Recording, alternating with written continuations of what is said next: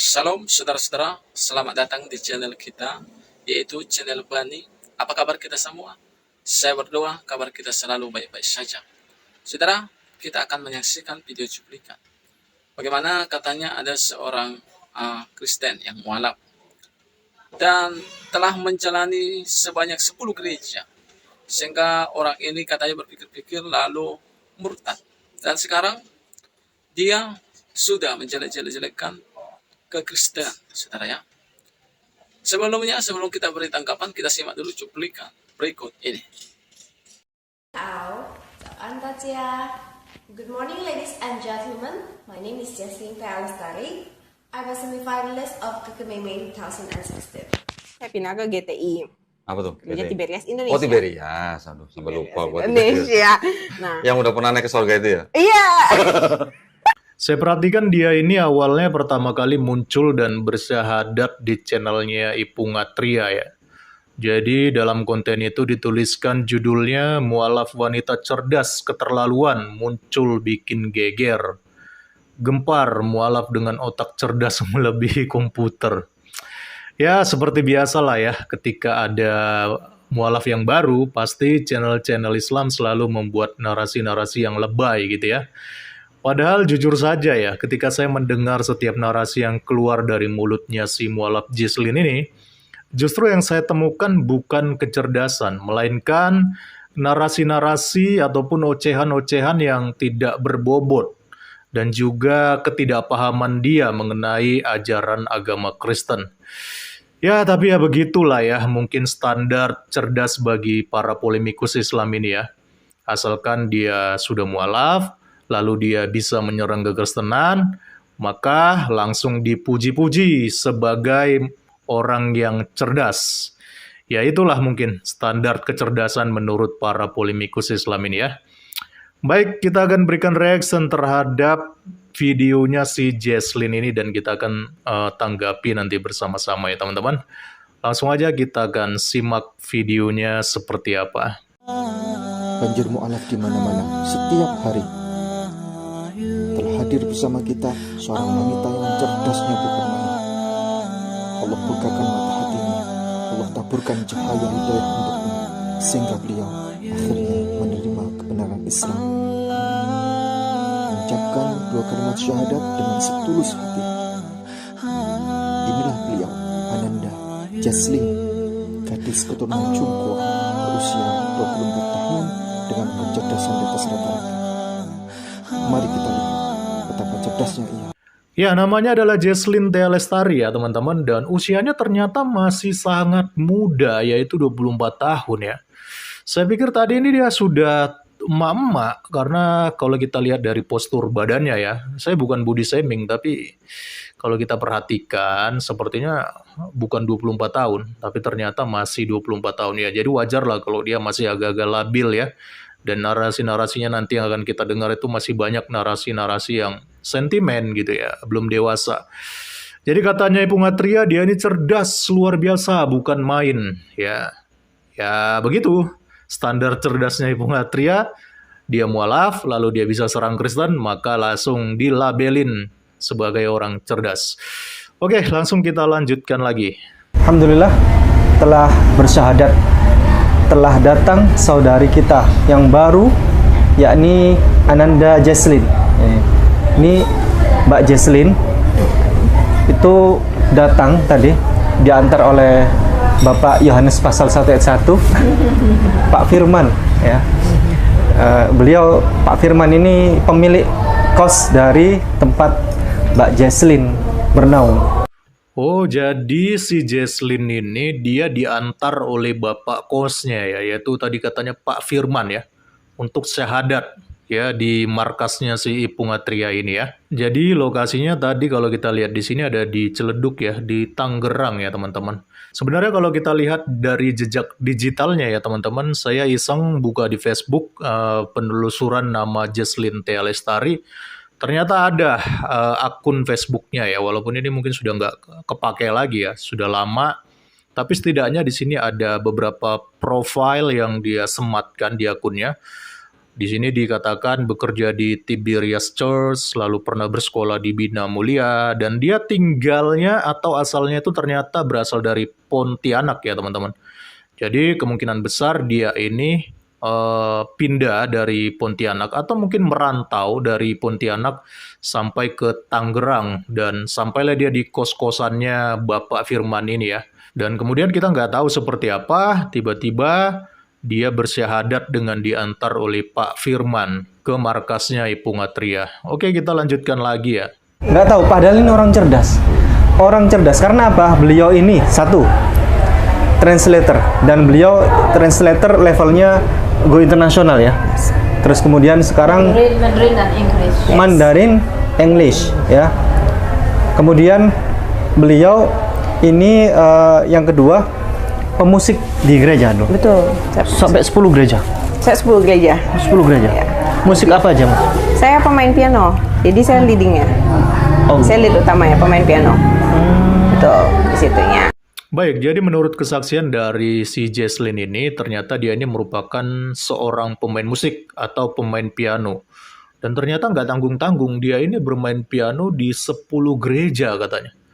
Ini pertanyaan sih menurut saya, apakah ini adalah 10 gereja dengan denominasi gereja yang sama atau denominasi gereja yang berbeda? Kalau dia hanya denominasi gereja yang sama, ya itu wajar ya. Contohnya dia melayani di Tiberias, tapi dia juga melayani di gereja Tiberias yang lain, di cabangnya kah, di pusatnya kah, ada 10 gereja Tiberias yang berbeda. Itu wajar kalau menurut saya. Tapi kalau sampai dia bermain piano di 10 gereja dengan denominasi yang berbeda, nah ini pertanyaan ini. Tapi oke lah, kita simak dulu supaya kita bisa menemukan jawaban dari semua pertanyaan ini teman-teman. Nah, dari situ saya sudah merasakan something wrong sebenarnya di pertengahan, tidak di pertengahan sih, di sepanjang perjalanan saya sebagai like I worship God, saya percaya dengan Tuhan, saya menjadi gereja. Saya menjadi musik di gereja dan saya dibaptis 7 kali. Hampir 7 kali, 7 gereja yang berbeda. Oh, 7 Karena gereja. saya pemusik. Pemusik itu harus, istilahnya itu harus yang paling murni. Karena kami itu kan yang akan membimbing semua ibadah ini. Kebanyakan akan dilingkupi oleh musik. Mbak Cici dalam ini bahasa ini. masuk worship leader tidak? Bukan. Beda. Saya masuk worship leader. Wih. Jadi saya juga bagian pemusiknya, saya juga worship leader, saya juga singer. Begitu. Ya, pertanyaan kita terjawab di sini ya teman-teman. Ternyata si Jesslyn ini, dia ini melayani di 10 gereja yang berbeda. Waduh, bisa sampai 10 gereja yang berbeda begitu ya. Artinya dia bukan merupakan jemaat yang loyal ya, karena dia suka pindah-pindah gereja. Bahkan dikatakan dia juga melayani di 10 gereja yang berbeda. Dan yang lucunya, dia juga mengatakan bahwa dia sudah dibaptis sebanyak 7 kali. Waduh, ini kacau nih teman-teman ya. Artinya dia dibaptis sebanyak 7 kali dengan denominasi gereja yang berbeda-beda. Kok bisa ya seperti ini ya? Karena setahu saya, baptisan itu cukup sampai 1 kali saja. Nggak perlu baptis harus dilakukan secara berulang-ulang. Ya walaupun memang faktanya ada gereja-gereja tertentu yang dalam tanda kutip saya anggap ini gereja tidak sehat ya.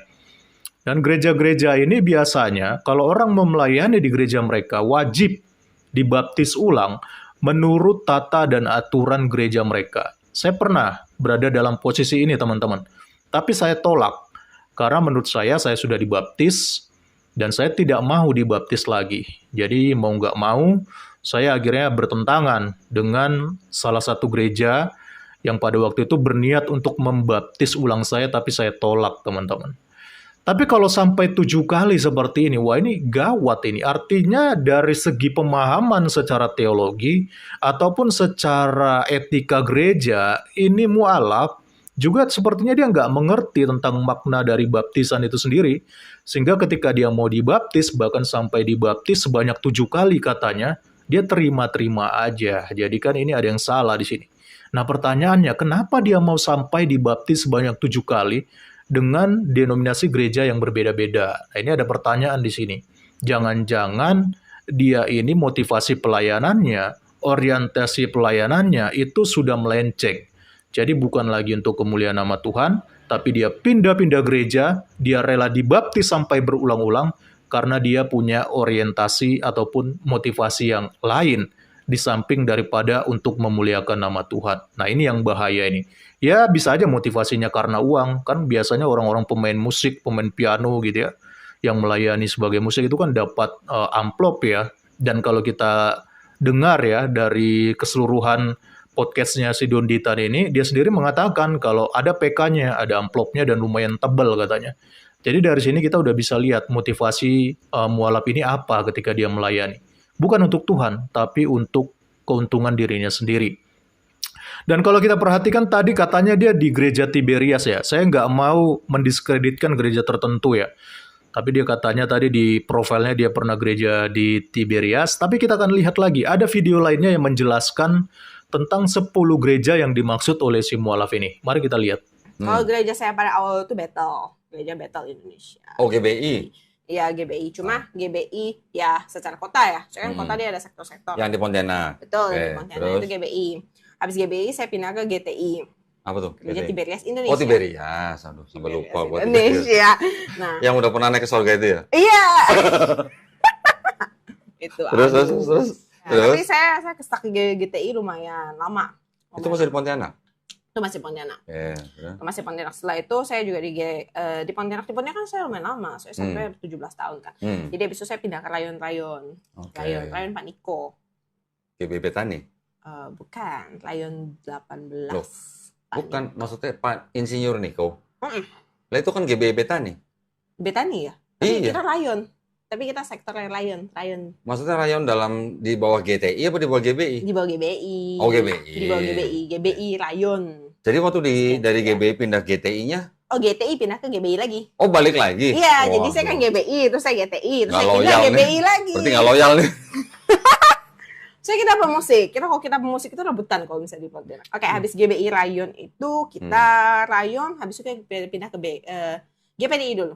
GPDI. GPDI. Terus, Habis GPDI baru kita pindah ke Betani. loh kok Betani lagi? Balik lagi? Saya belum Betani sebelumnya. Tadi kan Pak Niko rayon, GBI rayon. Oh, oke. GBI rayon. Ini baru Betani. Ah. Nah, Betani itu saya pindah sekitar 4 atau 5 Betani. Ya, Nah, habis di Betani itu, habis mendirimkan gereja, saya pindah ke BES. Best itu apa?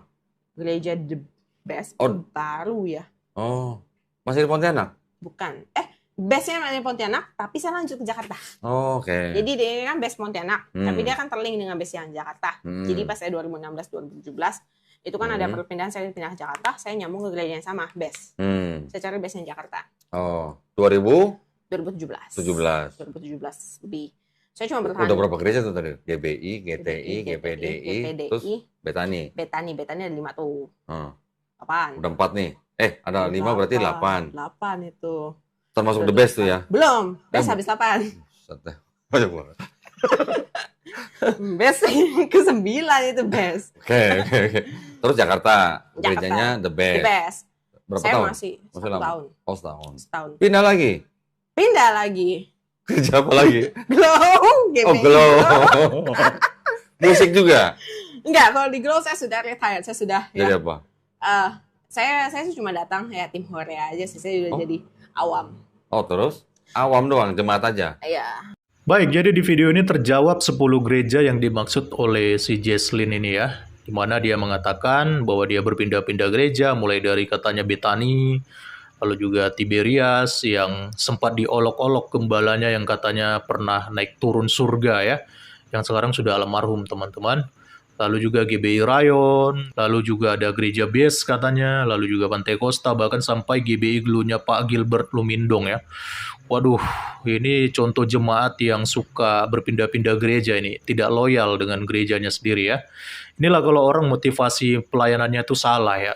Jadi ada sesuatu yang mau dia kejar mungkin, makanya dia gampang berpindah-pindah gereja seperti ini. Bahkan bukan hanya itu, bahkan dia sampai dibaptis sebanyak 7 kali ini. Ini jelas sudah ngawur ya teman-teman.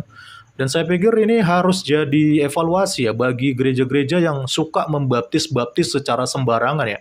Orang yang sudah dibaptis lagi ya hanya demi untuk memenuhi kriteria liturgia di dalam pelayanan mereka. Jadi harus dibaptis menurut cara-cara mereka. Ini ngawur saya pikir ya teman-teman. Janganlah kita seperti itu. Baptisan itu cukup hanya sekali menurut saya. Dan kalau kita perhatikan dari narasi-narasinya si Jesslyn ini, sepertinya dia ini banyak mengalami sakit hati ya. Ya dia mungkin bisa aja sakit hati dengan gereja, batuan kah, atau juga dengan jemaat, atau dengan keluarga kita tidak tahu teman-teman.